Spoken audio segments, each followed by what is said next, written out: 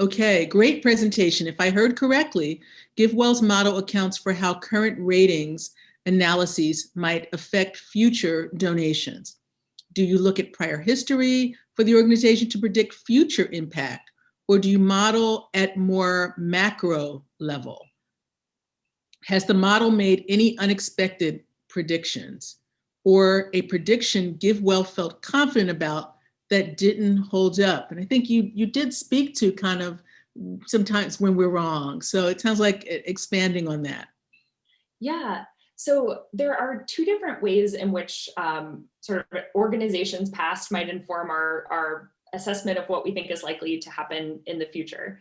So we do look at an organization's track record and its success at reaching individuals that it's trying to reach, and its success at expanding, for example, into new countries or new areas, if that's what they're proposing to do, to give a best guess for what we think they're likely to be able to do again in the future. So we might sort of apply an extra uncertainty adjustment if they are proposing to do something that they've never done before. So let's say an organization wants to work in a country they've never worked in before. We might say, we're not sure if they'll be successful.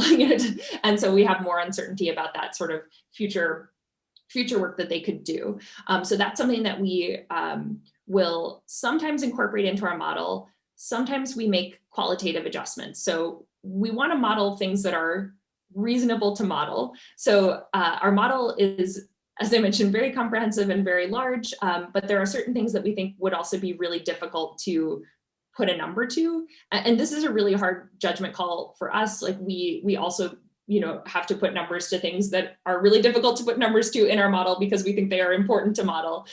So it's not that, everything the model is extremely certain and everything the qualitative adjustments that we make after the fact is extremely uncertain. It's all in a spectrum. But we will make qualitative adjustments for some factors that might include things like, the organization's operational strength, sort of how well we think they are likely to work with partners, if that's something that they're proposing. So factors like that might come into play qualitatively.